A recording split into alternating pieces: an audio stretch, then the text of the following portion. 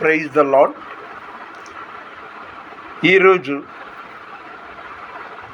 మే 3వ తేదీ 2025 సంవత్సరం మంగళవారం సాయంకాలం.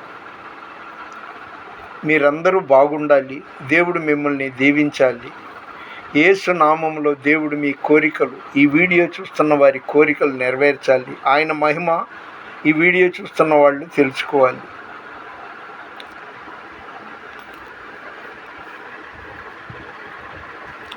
దేవుడు గొప్పవాడు. ఆయన్ని ఎల్లప్పుడూ స్తుతిస్తూ ప్రార్థిస్తూ ఆరాధిస్తూ గడిపితే ఎంతో ఆశీర్వాదం.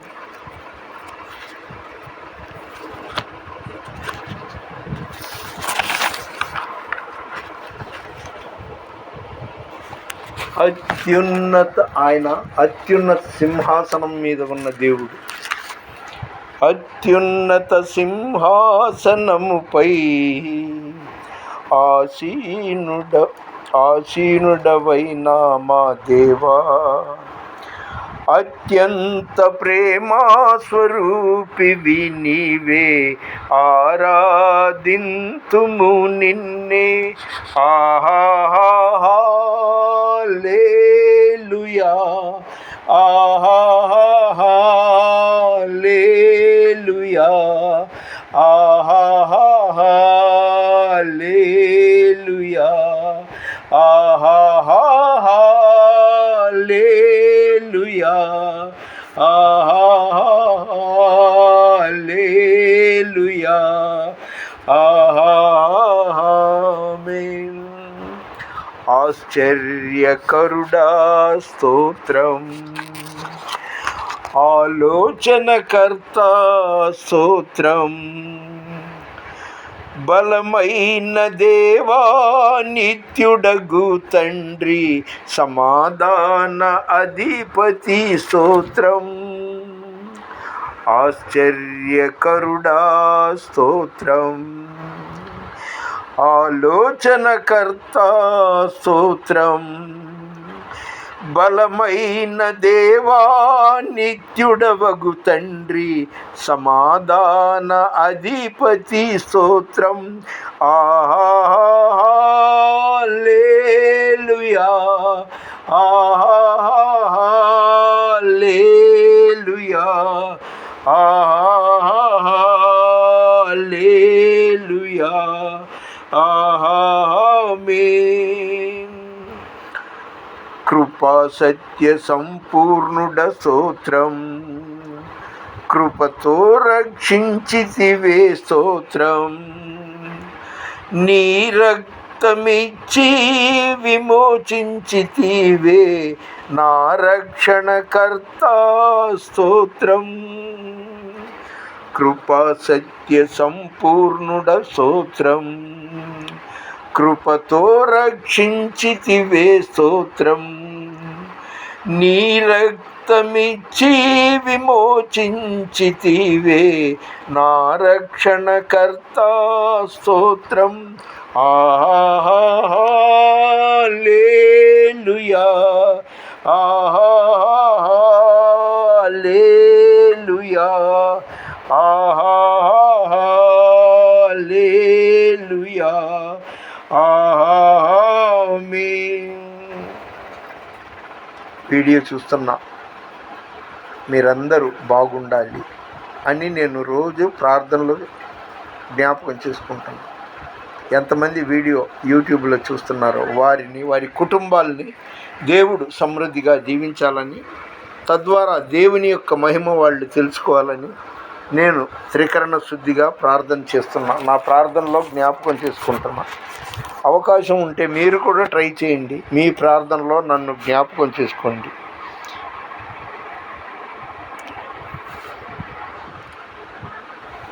స్తోత్రం, స్తోత్రం, స్తోత్రం. ఈరోజు దేవుని మాట యెషయా 51:7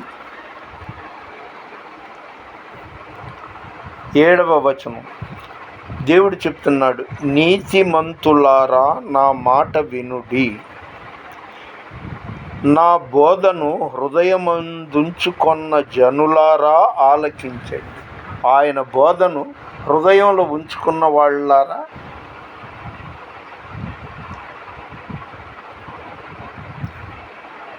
ఆలకించుడి. మనుషులు పెట్టు నిందకు, ఇది చాలా ముఖ్యమైనదండి.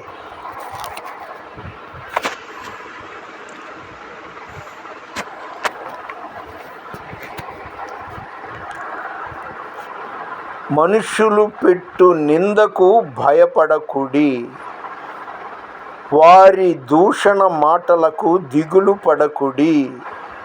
ఎంత గొప్ప మాట అండి. మనుషులు నిందిస్తారు, దూషిస్తారు, అవమానిస్తారు. యెషయా 51వ అధ్యాయం 7వ వచనం చదువుకోండి మీరు. మనుషులు పెట్టు నిందకు భయపడకుడి, వారి దూషణ మాటలకు దిగులు పడకుడి. వస్త్రమును కొరికివేయునట్లు చిమ్మట వారిని కొరికివేయును, బొద్దింక గొర్రెబొచ్చును కొరికివేయునట్లు వారిని కొరికివేయును. అయితే నా నీతి నిత్యము నిలుచును, నా రక్షణ తరతరములుండును. స్తోత్రం ప్రభా, స్తోత్రం స్తోత్రం స్తోత్రం. ఎంత గొప్ప మాట అండి. నీ వాక్యమే నన్ను బ్రతికించెను, బాధలలో నెమ్మదినిచ్చెను. నీ వాక్యమే నన్ను బ్రతికించెను, బాధలలో నెమ్మదినిచ్చెను. కృపాశక్తి దయాశక్తి సంపూర్ణుడా, వాక్యమై ఉన్న యేసు వందనమయ్యా. ప్రపంచంలోనే వాక్యం ద్వారా మాట్లాడే దేవుడు యేసు ప్రభువు. యోహాను సువార్త, ఆదియందు వాక్యముండెను, వాక్యము దేవుని యొద్ద ఉండెను, దేవుడే వాక్యమై ఉన్నాడు. అట్టి దేవుడు మనకు ఉన్నాడు. ఆ దేవుడిని నిర్లక్ష్యం చేయకుండా, అశ్రద్ధ చేయకుండా రోజు ప్రత్యేకంగా ప్రార్థన చేయండి. మీరు కోరిన వాటికంటే, ఊహించే వాటికంటే అత్యధికంగా మీ ప్రతి అవసరం నెరవేర్చే దేవుడై ఉన్నాడు. చూడండి, ఇప్పుడు లోకం మనల్ని ద్వేషిస్తుంది, నిందిస్తుంది.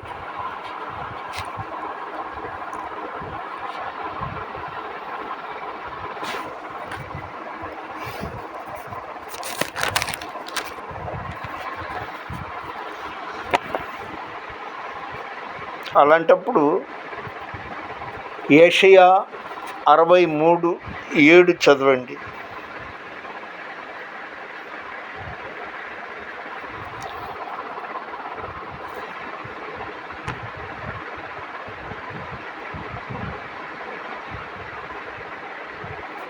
క్షమించాలి, యెషయా 63వ అధ్యాయం 9వ వచనం కూడా చదవండి. వారి యావత్ బాధలో ఆయన బాధ నొందెను, ఆయన సన్నిధి దూత వారిని రక్షించెను. ఎంత బాధల్లో ఉన్నామే అనేసి మన బాధ వైపు చూస్తున్నాం, మన బలహీనత వైపు చూస్తున్నాం, మనకు వచ్చిన నిందలు, అపనిందలు, అవమానాల వైపు, దుఃఖం వైపు చూస్తున్నాం. కానీ ఆయన ఎంత తేటగా చెప్తున్నాడు.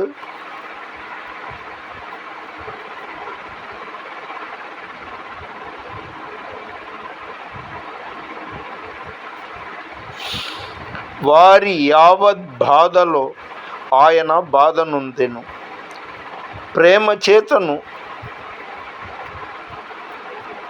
బలిమి చేతను వారిని విమోచించెను. దేవుని సన్నిధి దూత అంట వారిని రక్షించెను. ఈ లోకంలో ఏంటా నాకు ఈ నిందలు, ఏంటా అవమానాలు అని మనం బాధపడక్కర్లా. ఆయన అన్నీ చూస్తున్నాడు. నీతిమంతులంటే ఎవరండి? యేసే నా దేవుడని నమ్మిన వాళ్ళు, విశ్వసించిన వాళ్ళు, ఆయనతో ఉన్నవాళ్ళు, ఆయన హృదయాన్ని, మన హృదయాన్ని ఏకం చేసి ప్రార్థనాపూర్వకంగా జీవించే వాళ్ళని ఆయన సన్నిధి దూత అలాంటి వాళ్ళని రక్షిస్తున్నట్టు మనం పరిశుద్ధ గ్రంథంలో చూస్తున్నాం. అసలు ఆది కాండం నుండి చివరి వరకు భయపడకుము, నేను నీకు తోడై ఉన్నాను, భయపడకు అనేసి కనీసం 365కు పైగా ఆ వాక్యం మనకి దేవుడు చెప్తున్నాడు. కానీ మానవ నైజం ఏంటంటే, ఇంత బాధ వచ్చినా అరే ఏంటి నాకు ఇలాంటి అవమానం వచ్చిందనేసి బలహీనపడ్డమే బాగలేదు, భయపడ్డమే బాగలేదు. కానీ దేవుని దయ వల్ల నేను ఎంత సమస్య వచ్చినా ధైర్యంగా ఉండే ఆత్మను నాకు దేవుడు అనుగ్రహించాడు. అందును బట్టి ఆయనకి నేను స్తుతులు చెల్లిస్తున్నాను. దేవునికి ప్రియమైన వారలారా, మనం నిందలు పడ్డవాడు చెడ్డవాడు కాదు. మన పని మనం చేసుకుంటూ వెళ్ళాలి. కార్పెంటర్ అంటే వడ్రంగి ఆయనకి రంపం, బాడిస, తర్వాత ఏవో ఉంటాయి కదా పనిముట్లు, చిత్రిక పట్టి, చిత్రిక గుల్ల అలాంటివి ఉంటాయి. అలాగే గోల్డ్ స్మిత్, బంగారు పని చేసే వాళ్ళకి కొన్ని పనిముట్లు ఉంటుంది. మరి దేవుని సేవకుడికి బైబిల్ చదవడం, ప్రార్థన చేయడం, అందరి కోసం ప్రార్థన చేయడం, సువార్త ప్రకటించడం, ఇది ఎంతైనా ఈ బాధ్యత ఉంది. అలాంటి దైవ సేవకుడిని దేవుడు ఎన్నుకుంటే తప్ప వాళ్ళు సేవ చేయలేరు. ఎంతసేపు దేవుని మాట, దేవుని పాట, దేవుని ధ్యాసతో ఉంటే ఆయన యుగ సమాప్తి వరకు వాళ్ళతో కూడా ఉంటాడు. మీరు ఏ కులమైనా, ఏ మతమైనా, బీదవాళ్ళ గొప్పవాళ్ళ అనేది కాదు, ప్రయాసపడి భారము మోసుకొనుచున్న సమస్త జనులారా నా యొద్దకు రండి, నేను మీకు విశ్రాంతిని కలగజేతునన్నాడు. వాగ్దానం చేసిన దేవుడు ఎంతైనా నమ్మదగిన దేవుడు. మరొకసారి చెప్తున్నాను, ప్రపంచంలో పరిశుద్ధ గ్రంథం మూర్ఖులు, మతోన్మాదులు నల్ల అట్ట పుస్తకం అంటారు. అందులో చీకటిని పారద్రోలే వెలుగైన వాక్యాలు ఎన్నో ఉన్నాయి. ఆ వాక్యాలు ఈరోజు ప్రపంచంలో అనేక భాషలలో ప్రచురింపబడిన ఏకైక గ్రంథరాజం బైబిల్ గ్రంథం ఒకటే. నీ ధ్యాస మనస్ఫూర్తిగా ఉంచు యేసు ప్రభు మీద. నీకు కష్టాలు, సమస్యలు, శోధనలు తాత్కాలికమే. ఆయన నిన్ను చూస్తున్నాడు. నీకోసం నన్ను ప్రార్థించట్లేదే అని 1 పేతురు 5వ అధ్యాయం 8వ వచనంలో ఉంది. ఆయన మిమ్మల్ని గూర్చి చింతించుచున్నాడు గనుక మీ చింత యావత్తు ఆయన మీద వేయుడి. మీ విరోధి అయిన అపవాది గర్జించు సింహము వలె ఎవరిని మింగుదునా అని వెదకుచూ ఎదురు చూస్తున్నాడు. కాబట్టి అపవాది మన దరిదాపుల ప్రార్థనలో వీక్గా ఉన్నవాళ్ళు, ప్రార్థన చేయని వాళ్ళు అపవాదికి ఎంతో ఇష్టం. కాబట్టి తస్మాత్ జాగ్రత్తగా ఉండి ఎడతెగక ప్రార్థన చేస్తూ, మెలకువగొండి ప్రార్థన చేస్తూ గడపడం, అలాంటి అదృష్టవంతుల్ని ఎవరూ చెడగొట్టలేరు. నా వయసుకి నేను 6 నెలలకోసారి, సంవత్సరానికి ఒకసారి, 3 నెలలకోసారి జబ్బులు పడి హాస్పిటల్లో ఉండాల్సిన పరిస్థితి, లేదా బీపీకి ఒక ట్యాబ్లెట్, షుగర్కి ఒక ట్యాబ్లెట్, ఇలాగా రకరకాల ట్యాబ్లెట్లతో గడపాల్సిన పరిస్థితి. కానీ పరమ వైద్యుడు, సృష్టికర్త అయిన దేవునితో ఉన్నందుకు నాకు, మీరు నమ్మండి నమ్మకపోండి, ఒకరితో ఒకరు అబద్ధం చెప్పకూడదని బైబిల్లో ఉంది. నాకు మాత్రలు, ఇంజెక్షన్లు, హాస్పిటల్స్ అంటే ఇష్టం ఉండదండి. సుతరాము ఇష్టం ఉండదు. జలుబు వచ్చింది, పొద్దులే అదే పొద్దులే వేడి చేసింది, లేదా వర్షంలో తడిచాను అందుకు అనుకుంటాను. నా భార్య దాదాపు 45 సంవత్సరాల పైన కాపురం చేసిన నా భార్య మాత్రలు, మందులు ఎక్కువ వాడుతూ దాని ప్రభావంతోనే ఒక విధంగా చనిపోయిందని చెప్పాలి. డాక్టర్ల దగ్గరికి వెళ్తాం, ఖర్చులు పెడతాము. డాక్టర్లు కొండ నాలుక బాగు చేయమంటే ఉండ నాలుక ఊడగొట్టే సందర్భాలు ఎన్నో ఉన్నాయి. ఒక విధంగా డాక్టర్ల చేతకాని తనం వల్లే నా భార్య ఆ రోజు మరణించిందని నేను ఇప్పటికీ అనుకుంటున్నాను. అలాంటి పరిస్థితులు ఈ వీడియో చూస్తున్న మీకు, మీ కుటుంబాలకి రాకూడదు. మీరు హాస్పిటల్ పాలవ్వకుండా దేవుడు మిమ్మల్ని కాపాడునుగాక. మిమ్మల్ని శిరస్సు నుండి అరికాలి వరకు శాశ్వత ఆరోగ్యంతో దేవుడు ఉంచునుగాక. ఎప్పుడు కనీసం దేవునికి 1 గంట మీరు సమయం ఇస్తే మీ బ్రతుకే దీవెనలతో నింపబడునుగాక. మీరు చేయు ప్రతి పనిని ఆయన సఫలపరచునుగాక. ఆయన సన్నిధి కాంతి మీ ఇంటిలో ఉండునుగాక. యేసు నామములో దీవింపబడుదురుగాక. ఆమేన్. ప్లీజ్ దయచేసి లైక్ చేయండి, షేర్ చేయండి, సబ్స్క్రైబ్ చేయండి.